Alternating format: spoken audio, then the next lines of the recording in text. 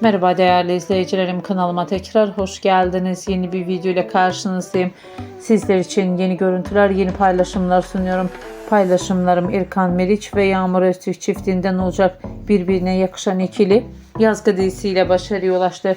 Şimdi de yeni dizilerde oyunculuğa devam eden, herkes tarafından beğenilen oyuncuların güzel karelerini buyurup kanalımda izleyebilirsiniz. Benden bu kadar. Hoşça kalın, sağlıcakla kalın arkadaşlar.